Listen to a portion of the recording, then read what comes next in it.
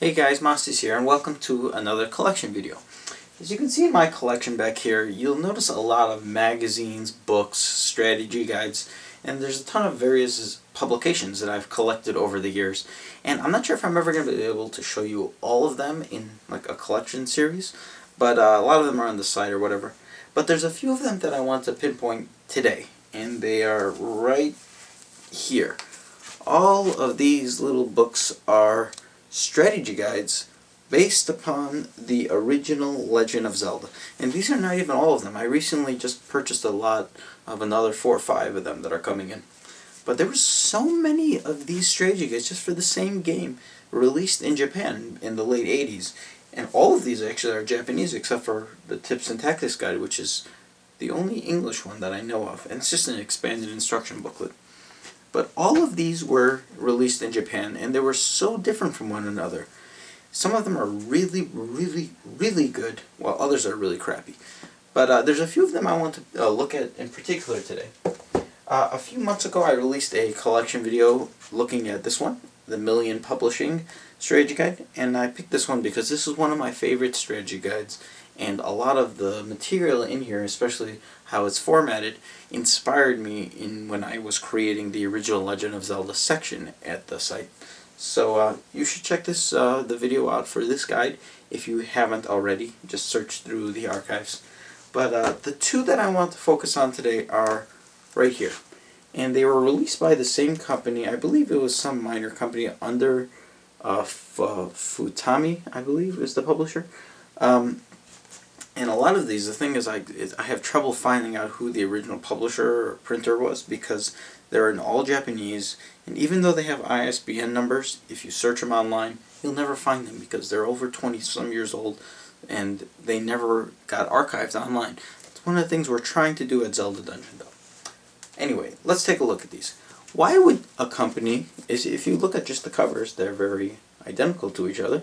Well, the pictures aren't, but just if you look at the top, the display, where the text is at the very, very top, and the bottom, it's the same company. Why would they release 2 strategy guides for the exact same game? Well, one of them is significantly smaller than the other one. So let's take a look at the little one first. Now, I'm going to turn around just so you can take a look at this. First of all, there's some official artwork. And a lot of the official artwork you see in this particular manual is the same official artwork that you see in the instruction booklet and such. Like here's the various enemy artwork. I think there's been like 3 or 4 Masas collection videos where you've seen this same artwork of these enemies. So let's skip ahead. So this particular guide has a full, like a section over the overworld. It's not, I wouldn't say it's a full section, but just it gives you some information about the overworld. Then it goes very in-depth about your quest through the first 3 dungeons, or the first 3 labyrinths, levels, whatever. And then the guide ends. That's it. It ends with this giant fold-out map, which I fold up, and you can see it only shows a piece of the overworld. And that's only because the piece that it shows just covers the first 3 dungeons. And you can probably see through this map, but on the back side we have the first 3 dungeons. The eagle, the demon, and the Nazi sign. It's not really a Nazi sign, it's a manji, which is a backwards Nazi sign. But why would a guide only have the first 3 dungeons in it? Boggle my mind, I don't get it. It's just like a preview guide. I mean, it did cost 320 yen, which in today's standards, it's, I don't even know what it is. I think it's like $4 or something US, maybe a little more. I don't even know. But it's cheap. Only 3 dungeons. Why would somebody want to buy this? Well, before I answer that question, let's take a look at the second one. So the second one basically continues right where the other one left off, or not really continues, but you'll see. So it has its own unique introduction that doesn't really relate to the first one. It's got some official artwork, a lot of artwork that was not in the original, but it jumps straight into the dungeons, like right away. Page 14, we're already in Dungeon 1, and it goes into pretty detailed, in-depth for the dungeons. Level 1, Level 2, and it continues this all the way through level 6, and it's got some high quality versions of some of the artwork. Just look at that Vire, isn't that just creepy? I mean, that's actually a higher quality version of the artwork than the game manual, so I'm not sure if they redrew it or just they got the artwork and blew it up from Nintendo, or if Nintendo physically sent it. Who knows? But, so this has high quality, it's a quality guide for the first 6 dungeons. And then once you get to level 7, it sort of dwindles off. There's only like 4 pages covering level 7. And then level 8, basically the same thing. And then level 9 is just barely even mentioned. It really just tinkers off the further you get in the game. And then if you look at this also has a fold-out map, very similar to the other one. This time the map is complete. It shows everything. And on the back side, we see levels 4, 5, and 6.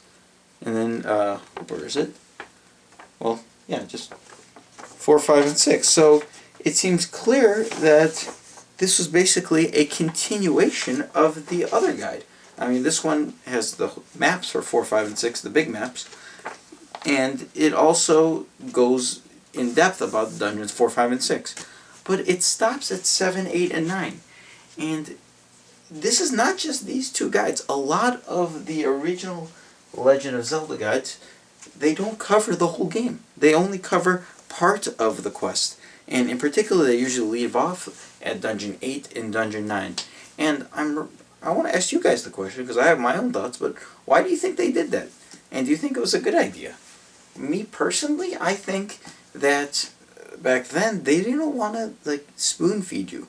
They wanted to help you, but part of video games, especially back then, it was a challenge. It was problem solving. It was puzzles. You had to figure it out yourself.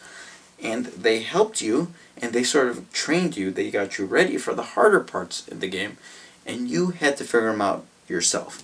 And I think that's what the Japanese guides did, and that's not what the Japanese guides and the American guides do today. I mean, now you can basically see everything in the strategy guides, and it's strange. Anyway, that's just my take on it. These are 2 good guides, though, and they fit nice in the collection. And there's a lot of other ones in here that have a lot of sweet artwork.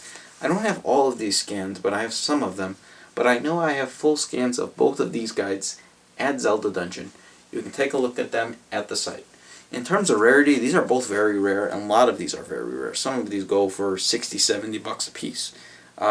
These ones, you can find them in Japan for 20 to 30 bucks. Sometimes a little cheaper, actually. 20 to 30 bucks, counting importing fees and everything.